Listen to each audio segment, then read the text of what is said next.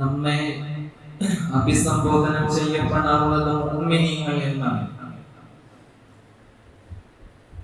പ്രവാചകൻ നബി മുഹമ്മദ് മുസ്തഫ സല്ലല്ലാഹു അലൈഹി വസല്ലം തങ്ങളിലേക്ക് അല്ലാഹുവിന്റെ വിശുദ്ധമായ ഖുർആനിൽ ഒരു ആയത്ത് ഇറങ്ങിയത് ഇങ്ങനെയാണ്: വഅൗഹൈനാ റബ്ബുക ഇലൻ നഹ്ൽ.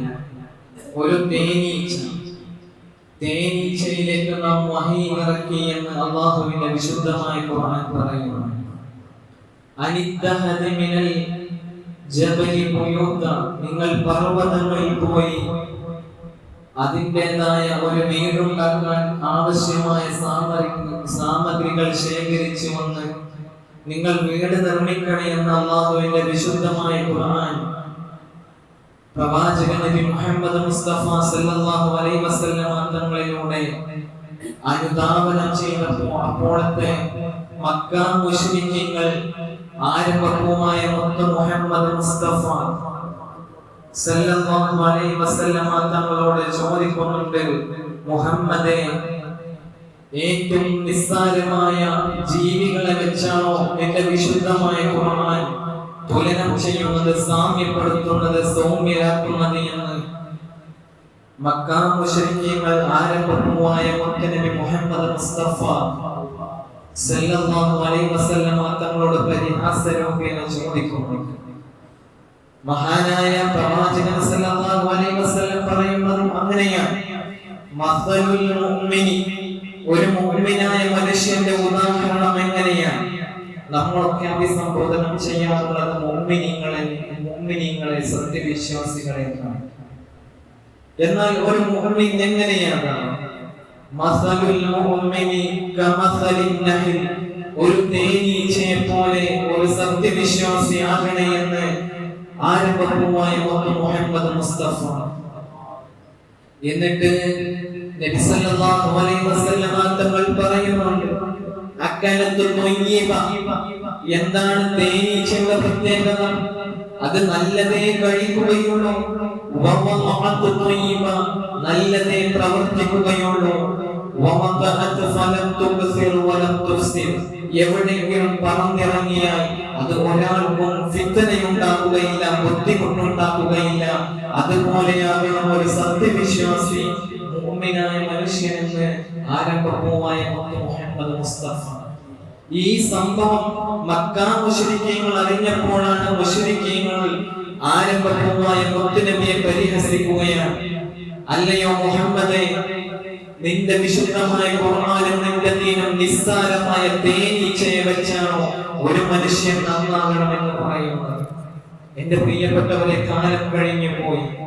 നിങ്ങളൊന്ന് നോക്കൂ, ഈ മനുഷ്യൻ നിസ്സാരമായി കണ്ട തേനീച്ചയെ പിന്നീട് 1973 ജർമ്മൻ ശാസ്ത്രജ്ഞനായ ഓൾട്രിച്ചിന് നോബൽ പ്രൈസ് നേടാനുള്ള കാരണം എന്തായിരുന്നു? അദ്ദേഹം കണ്ടുപിടിച്ച ലോകത്തിന് അന്ന് വരെ അറിയാത്ത തേനീച്ചയെ പറ്റിയുള്ള കൗതുകമായിരുന്നു. അദ്ദേഹം കണ്ടുപിടിച്ചത് തേനീച്ച തേൻ ശേഖരിക്കുന്നത് അത് വളരെ ക്ലാരിഫിക്കേഷനായ ഒരു പ്രവൃത്തിയിലൂടെയാണ്. അദ്ദേഹം പറഞ്ഞത് പെൺതേനീച്ചയാണ് ഈ കാണുന്ന തേനിന് വേണ്ട ആവോളം പ്രവർത്തനങ്ങൾ നടത്തുന്നത് തേനീച്ചയാണ്. ആൺതേനീച്ചക്ക് വല്ലാത്ത ചുമതല അതിൽ ഇല്ല എന്ന് 1973 ജർമ്മൻ ശാസ്ത്രജ്ഞനായ ഓൾട്രിച്ച് കണ്ടുപിടിച്ചപ്പോ അദ്ദേഹത്തിന് നോബൽ പ്രൈസ് നേടി അന്ന് ഈ ലോകം ആദരിക്കുകയുണ്ടായി. എന്നാൽ 15 നൂറ്റാണ്ടുകൾ മുമ്പ് അല്ലാഹുവിന്റെ വിശുദ്ധമായ ഖുർആൻ പറഞ്ഞത് നിങ്ങൾ നോക്കൂ. അല്ലാഹുവിന്റെ വിശുദ്ധമായ ഖുർആൻ പറഞ്ഞത് വഅൗഹൈനാ റബ്ബുക ഇലൻ നഹ്ൽ. തേനീച്ചയിലേക്ക് നാം വഹി ഇറക്കി. ഏത് തേനീച്ച? അനിദ്ദഹദി, മുഅന്നസ്, സ്ത്രീപദം, സ്ത്രീയായ തേനീച്ച. പെൺതേനീച്ചയിലേക്ക് നാം വഹി ഇറക്കി. എന്താണ് തേനീച്ചയിലേക്ക് വഹി ഇറക്കിയത്? അനിദ്ദഹദി മിനൽ ജബലി ബുയൂത. നിങ്ങൾ പർവ്വതങ്ങളിൽ പോയി അതിനു വേണ്ട പൂമ്പൊടിയും അതിനു വേണ്ട സാമഗ്രികളും ശേഖരിച്ച് കൂട് നിർമ്മിക്കണേ എന്ന് അല്ലാഹുവിന്റെ വിശുദ്ധമായ ഖുർആൻ വഹി ഇറക്കിയതായി 15 നൂറ്റാണ്ടുകൾക്ക് മുമ്പ് ശാസ്ത്രത്തിന്റെ ലാഞ്ചന കണ്ടെത്തുന്നതിന് മുമ്പ് അല്ലാഹുവിന്റെ വിശുദ്ധമായ ഖുർആൻ പ്രഖ്യാപിക്കുകയാണ്. എന്റെ പ്രിയപ്പെട്ടവരെ, 1973 പിന്നീട് ലോകം അത് അംഗീകരിക്കുന്നത്. പിന്നീട് അതിനെക്കുറിച്ചുള്ള പഠനം നടന്നു. 1 കിലോഗ്രാം തേൻ ശേഖരിക്കണമെങ്കിൽ ഏകദേശം 50 ലക്ഷം പൂക്കളിൽ നിന്ന് ഇത് നിരന്തരം കഠിനാധ്വാനമായ പ്രവർത്തനം നേടിയിട്ടാവണം ഈ തേനീച്ചകൾ അതിനുവേണ്ടി പ്രവർത്തിച്ചുകൊണ്ടാവണം 1 കിലോഗ്രാം തേൻ ശേഖരിക്കണമെങ്കിലുള്ള പ്രവർത്തനം. അത് തന്നെ ഭൂമിയെ 6 തവണ വലയം വെക്കുന്ന സമയം വേണം. ഇതൊക്കെ നിരന്തരം ഗമന ചർച്ചകൾ നടത്തി അവർ പരീക്ഷണത്തിലൂടെ കണ്ടെത്തിയപ്പോ അല്ലാഹുവിന്റെ വിശുദ്ധമായ ഖുർആൻ പറയാ, നിങ്ങൾ തേനീച്ചയെ പോലെയാണ്. എന്റെ പ്രിയപ്പെട്ടവരെ, ഇതിന് പണ്ഡിതന്മാർ കൽപ്പിക്കുന്ന പ്രധാനപ്പെട്ട കാര്യങ്ങളാണ് നമ്മൾ ചർച്ച ചെയ്യുന്നത്. ഇവിടെ ശാസ്ത്രം വിശുദ്ധമായ ഖുർആൻ പറഞ്ഞതിന്റെ അതേ തുടർച്ചയാണ് പറഞ്ഞത്. തേനീച്ചകൾക്കാണ് തേൻ രൂപീകരിക്കുന്നതിൽ സൃഷ്ടിക്കുന്നതിൽ ക്രമാതീതമായ ഭൂരിഭാഗം പ്രവർത്തനങ്ങൾ നടക്കുന്നതെന്ന് ശാസ്ത്രം പിന്നീട് കണ്ടെത്തിയപ്പോ അതുപോലെ അതിന്റെ നിരന്തരമായ പ്രവർത്തനമാണ് തേനീച്ചകളുടെ കൂട്ടായ ഒത്തൊരുമയായ പ്രവർത്തനമാണ് എന്ന് പറയുമ്പോ എന്റെ പ്രിയപ്പെട്ടവരെ, പ്രവാചകൻ സല്ലല്ലാഹു അലൈഹി വസല്ലം പറഞ്ഞത് നിങ്ങൾ തേനീച്ചയെ പോലെയാണ്. എന്റെ പ്രിയപ്പെട്ടവരുടെ പണ്ഡിതന്മാർ പറയുന്ന പ്രധാന കാര്യങ്ങളുണ്ട്. നോക്കൂ നിങ്ങൾ, ഇവിടെ തേനീച്ചയിൽ കാണുന്ന ഒരു പ്രധാന കാര്യം, ഒരു റാണി ഉണ്ടാകും. തേനീച്ച ലക്ഷക്കണക്കിന് ലക്ഷോപകണക്കിന് കൂട്ടങ്ങളിൽ അതിനെ നയിക്കുന്ന നേതൃത്വം കൊടുക്കുന്ന ഒരു ആജ്ഞ പ്രകടിപ്പിക്കുന്ന ഒരു റാണി എന്ന് പറയുന്ന അതിന് നേതൃത്വം കൊടുക്കുന്നവരുണ്ടാകും. നോക്കൂ നിങ്ങൾ, അതിന്റെ തുടക്കം മുതൽ തേനീച്ചകൾ അതിനു വേണ്ടി നിതാന്ത ജാഗ്രതയിലാവുമ്പോ ഈ റാണിയുടെ കൽപ്പനകൾ അത് അനുസരിച്ചുകൊണ്ടാണ് തേനീച്ചകൾ പ്രവർത്തിക്കുന്നത്. ഇതാണ് നമ്മുടെ മുസ്ലിം സമൂഹത്തിനിടയിലും വേണമെന്ന് അല്ലാഹുവിന്റെ പ്രവാചകൻ നബി മുഹമ്മദ് മുസ്തഫ. ഒരു നേതൃത്വം ഉണ്ടാവുമ്പോൾ ആ നേതൃത്വത്തെ അനുഗമനം ചെയ്യാൻ അവർ പറയുന്നത് കേട്ടുകൊണ്ട് പ്രവർത്തിക്കുമ്പോ അതുപോലെയാകണം മുസ്ലിമീങ്ങൾ മുഅ്മിനീങ്ങൾ എന്ന് മഹാനായ അഷ്റഫുൽ ഖൽഖ് മുഹമ്മദ് മുസ്തഫ സല്ലല്ലാഹു അലൈഹി വസല്ലം. അതുപോലെ തന്നെ നാം നിരന്തരം പ്രവർത്തിക്കുന്നവരാണ്. ഈ സാമൂഹിക സേവനത്തിന് വേണ്ടി, പരിശുദ്ധമായ ദീനിന് വേണ്ടി രാപ്പകലുകൾ സേവന കർമ്മനിരതരായി പ്രവർത്തിക്കണമെന്നാണ് മറ്റൊരു ചിന്ത ഈ തേനീച്ചയിലൂടെ അല്ലാഹു നൽകുന്നതെന്ന് പ്രവാചകൻ നബി മുഹമ്മദ് മുസ്തഫ സല്ലല്ലാഹു അലൈഹി വസല്ലം തങ്ങൾ. എന്റെ പ്രിയപ്പെട്ടവരെ, മറ്റൊരു കാര്യം എന്താണ് ഇവിടെ പറഞ്ഞില്ലേ, മസ്സലുൽ മുഅ്മിനി കമസ്സലിൻ നഹ്ല, ഒരു തേനീച്ചയെ പോലെ എന്ന് പറയുമ്പോ അക്കലത്ത് ത്വയ്യിബ, നല്ലതേ ഭക്ഷിക്കുകയുള്ളൂ, ഹലാലായതേ ഭക്ഷിക്കുകയുള്ളൂ. അവിടെയും മുഅ്മിൻ അങ്ങനെ മാതൃകയാക്കണം. മാത്രമല്ല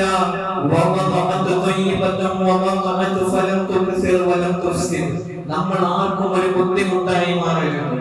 തേനീച്ച ഏതെങ്കിലും ഒരു പൂവിൽ പറന്നിറങ്ങി അവിടുന്ന് തേൻ നുകർന്ന് അതിന്റെ ഇതളുകൾക്കോ അല്ലെങ്കിൽ അതിന്റെ ചുറ്റുപാടുകൾക്കോ ഒരു പ്രശ്നം സൃഷ്ടിക്കാതെയാണ് അവിടുന്ന് പറന്നുയരുക. അതുപോലെയാകണം ഒരു സത്യവിശ്വാസി. അവൻ ഏതൊരു നാട്ടിൽ പോയാലും ഏതൊരു ഇടങ്ങളിൽ പോയാലും അവനെ കൊണ്ട് ഒരാൾക്കും ബുദ്ധിമുട്ടുണ്ടാവാൻ പാടില്ല എന്നാണ് അതിനോട് നമ്മൾ മനസ്സിലാക്കേണ്ടത്. എന്റെ പ്രിയപ്പെട്ടവരെ, മഹാനായ അഷ്റഫുൽ ഖൽഖ് മുഹമ്മദ് മുസ്തഫ സല്ലല്ലാഹു അലൈഹി വസല്ലം തങ്ങൾ പറയുന്നുണ്ട്, അൽ മുസ്ലിമു മൻ സലിമൽ മുസ്ലിമൂന മിൻ ലിസാനിഹി വ യദിഹി. ഒരു മുസ്ലിം എന്ന് എപ്പോഴാണ് പറയുക, അത് മറ്റൊരാൾക്ക് ഉപദ്രവം ഉണ്ടാവുകയില്ല. അത് അവന്റെ നാവാകട്ടെ, കൈയാകട്ടെ, ദേഹോപദ്രവമാകട്ടെ, മറ്റൊരാൾക്ക് ഉപദ്രവമില്ലാത്ത ഒരാളുണ്ടോ അവനാണ് അൽ മുസ്ലിം. മുസ്ലിം എന്ന അല്ലാഹുവിന്റെ പ്രവാചകൻ നബി മുഹമ്മദ് മുസ്തഫ സല്ലല്ലാഹു അലൈഹി വസല്ലം അല്ലാഹുവിന്റെ വിശുദ്ധമായ ഖുർആൻ പറയുന്നുണ്ട്, വമൻ അഹ്സനു ഖൗലൻ മിമ്മൻ ദആ ഇലല്ലാഹി വഅമില സാലിഹൻ. ഒരാൾ നന്നായി നല്ല വർത്തമാനമാണ്, വായ തുറന്നാൽ നല്ലതേ പറയൂ. മാത്രമല്ല വഅഹ്സനു ഖൗലൻ, നല്ല വാക്കുകളാണ്. അതുപോലെ മിമ്മൻ ദആ ഇലല്ലാഹ്, എപ്പോഴും അല്ലാഹുവിലേക്ക് ക്ഷണിക്കുന്ന, അല്ലാഹുവിനെ ഓർമ്മപ്പെടുത്തുന്ന സുന്ദരമായ വാചകങ്ങളാണെങ്കിൽ ആ മനുഷ്യനാണ് വഖാല ഇന്നനി മിനൽ മുസ്ലിമീൻ. ഒരു മുസ്ലിം എന്ന് അല്ലാഹുവിന്റെ വിശുദ്ധമായ ഖുർആൻ പറയാം. അതുകൊണ്ട് പ്രിയപ്പെട്ടവരെ, നമ്മൾ ഒരു ആത്മവിചിന്തനം നടത്തേണ്ടതുണ്ട്.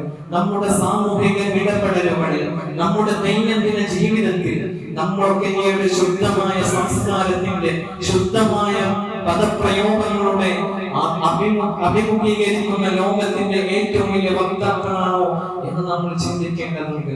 നോക്കിന്റെ പ്രിയപ്പെട്ടവരെ, ഇസ്ലാമിന്റെ രണ്ടാം ഖലീഫ മഹാനായ ഉമർ റളിയല്ലാഹു അൻഹുവിന്റെ ജീവിതത്തിലെ ഏറ്റവും വലിയ ചരിത്രം പറയുന്നത്, ഒരിക്കൽ മഹാനായ ലോകത്തിന്റെ നീതിമാനായ ഭരണാധികാരി എന്ന് പിന്നീട് ഏതൊരാളും അംഗീകരിച്ചു കൊണ്ടിരുന്ന ആളായിരുന്ന മഹാനായ ഖലീഫ ഉമർ ഇബ്നുൽ ഖത്താബ് റളിയല്ലാഹു അൻഹു. അദ്ദേഹത്തിന്റെ ഏറ്റവും വലിയ സവിശേഷ ഗുണമായി പറയുന്ന കാര്യം, അദ്ദേഹം രാത്രി സമയമായാൽ വേഷം മാറി കുതിരപ്പുറത്ത് ജനങ്ങളുടെ പ്രയാസങ്ങൾ പ്രശ്നങ്ങൾ അന്വേഷിച്ച് നടക്കുന്ന മനുഷ്യനാണ്. അങ്ങനെ ഒരിക്കൽ ഇങ്ങനെ അന്വേഷിച്ച് നടക്കുമ്പോഴാണ് ഒരു വീടിന്റെ മുന്നിലെത്തിയപ്പോ ഒരു ഉമ്മയും മകളുമുള്ള ഒരു സംഭാഷണം കേൾക്കുന്നത്. ഉമ്മ നാളെ വിൽക്കാനുള്ള പാല് ശേഖരിക്കുകയാണ്. പാല് ഇങ്ങനെ സ്വരൂപിച്ചു വെക്കുകയാണ്. അതിനിടയിൽ പാലിൽ വെള്ളം ചേർക്കുകയാണ്, കുറച്ച് വെള്ളം ചേർക്കുകയാണ്. ആ മാതാവിനോട് ആ മകൾ പറയുന്നുണ്ട്, അല്ലയോ ഉമ്മ, ഇതെങ്ങാനും നമ്മുടെ ഖലീഫ ഉമർ അറിഞ്ഞാൽ എന്തായിരിക്കും അവസ്ഥ? ആ സമയത്ത് ആ മാതാവ് പറയുന്നുണ്ട്, ഇന്ന ഉമർ ഇബ്നുൽ ഖത്താബ് ലാ യറാനൽ ആൻ. അല്ലയോ പൊന്നുമോളെ, നമ്മുടെ ഖലീഫ ഈ സമയത്ത് നമ്മെ കാണുന്നില്ലല്ലോ. എന്റെ പ്രിയപ്പെട്ടവരെ, നമ്മളൊക്കെ ജീവിതത്തിൽ എപ്പോഴും ഒരു അതിക്രമം ജീവിതത്തിൽ ചെയ്തു പോകുമ്പോൾ ഓർത്തു വെക്കേണ്ട ചരിത്രമാണ്. ഖലീഫ ഉമർ റളിയല്ലാഹു അൻഹുവിനോട് ഖലീഫ ഉമർ റളിയല്ലാഹു അൻഹു ഇപ്പോൾ നമ്മൾ കാണുന്നില്ലല്ലോ. ഇപ്പോൾ നമ്മുടെ ഈ വീടിനുള്ളിൽ ഏകനാണല്ലോ, ആരും കാണാത്ത സന്ദർഭമാണല്ലോ പൊന്നുമോളെ എന്ന് പറഞ്ഞപ്പോ ആ പൊന്നുമോളോട് ആ മാതാവിനോട് പറയുന്നുണ്ട്, യാ ഉമ്മ, ഇൻ കാന ഉമറു ലാ യറാന ഫറബ്ബു ഉമറു യറാന. ഉമ്മർ ഇപ്പോൾ നമ്മെ കണ്ടിട്ടില്ലെങ്കിലും ഉമ്മറിന്റെ രക്ഷിതാവായ അല്ലാഹു നമ്മെ കാണുന്നില്ലയോ എന്ന് ചോദിച്ച ഈ സംഭാഷണം വാതിലിന്റെ പുറത്ത് നിന്ന് അന്നത്തെ രാത്രിയാണം നടത്തിയിരുന്ന ഖലീഫ ഉമർ ഇബ്നുൽ ഖത്താബ് റളിയല്ലാഹു അൻഹു കേൾക്കുകയാണ്. ആ സമയത്ത് വാതിൽ മുട്ടി ഉമർ റളിയല്ലാഹു അൻഹു വാതിൽ മുട്ടിയിട്ട് പറഞ്ഞു, ഏത് മകളാണ്? നിങ്ങളുടെ മകളെ എന്റെ മകനായ ആസിം റളിയല്ലാഹു അൻഹുവിനെ വിവാഹം അന്വേഷിക്കാൻ ഞാൻ താല്പര്യപ്പെടുന്നു എന്ന്. നോക്കൂ നിങ്ങൾ, ഒരു മകളെ വിവാഹം അന്വേഷിച്ചത് ദീനിന്റെ വിഷയത്തിലാണ്. ഏത് ഖലീഫ? ലോകത്തിന്റെ ഇസ്ലാമിന്റെ രണ്ടാം ഖലീഫ ഉമർ ഇബ്നുൽ ഖത്താബ് റളിയല്ലാഹു അൻഹു. അതുകൊണ്ട് എന്റെ പ്രിയപ്പെട്ട സഹോദരങ്ങളെ, നമ്മൾ രഹസ്യമായും പരസ്യമായും അല്ലാഹുവിനെ സൂക്ഷിക്കുക എന്നുള്ളതാണ് ദീനിന്റെ ഏറ്റവും വലിയ നിസ്വാർത്ഥമായ താല്പര്യം എന്ന് പറയുന്നത്. അതാണ് നമ്മൾ തേനീച്ച നിസ്സാര വസ്തുവാണ്. പക്ഷേ അതിന്റെ പ്രവർത്തനങ്ങൾ, അതിന്റെ തേൻ ശേഖരിക്കുന്ന വിഷയങ്ങൾ നമ്മൾ തുടക്കത്തിൽ സൂചിപ്പിച്ചതുപോലെ അതിലൊക്കെ മനുഷ്യ നിനക്ക് ഒരുപാട് ചിന്തിക്കാനുണ്ട്. പലപ്പോഴും ഖുർആൻ പറയുന്നത് അങ്ങനെയാണ്, ബുദ്ധിയില്ല മനുഷ്യന്മാരെ, ചിന്തിക്കണേ. അതുകൊണ്ട് ഒരു പക്ഷെ നമുക്ക് മാതൃകയായ തേനീച്ചയാണെങ്കിൽ ആ തേനീച്ചയിൽ നിന്ന് നമ്മൾ പാഠം ഉൾക്കൊള്ളണമെന്നാണ് എന്റെ പ്രിയപ്പെട്ടവരെ. അതുകൊണ്ട് നമ്മൾ നമ്മുടെ ജീവിതത്തിലെ രഹസ്യത്തിലും പരസ്യത്തിലും അല്ലാഹുവിനെ സൂക്ഷിക്കുന്നവരാണ്. നമുക്കറിയാം, നമുക്ക് ഈ ലഭിച്ച ഹദീസുകൾ ഖുർആൻ കഴിഞ്ഞാൽ ഏറ്റവും ലോകത്ത് പ്രബലമായി കണക്കാക്കപ്പെടുന്നതാണല്ലോ മഹാനായ ബുഖാരി ഇമാമിന്റെ സ്വഹീഹുൽ ബുഖാരി. ആ ബുഖാരി രചിക്കുമ്പോൾ അതിന്റെ ചരിത്രമൊക്കെ പറയുന്നത് മഹാനായ അബ്ദുല്ലാഹി ഇബ്നുൽ മുബാറക് റളിയല്ലാഹു അൻഹു എന്ന് പറയുന്ന സ്വഹാബി ഈ ഹദീസ് ഒരു മനുഷ്യനെ ശേഖരിക്കാൻ പോവാൻ.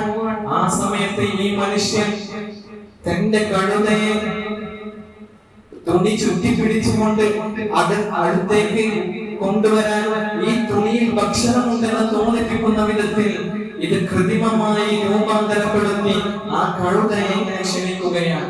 അങ്ങനെ കഴുത അടുത്തേക്ക് വന്നു. ഇതിന്റെ ഉള്ളിൽ ഭക്ഷണമില്ല.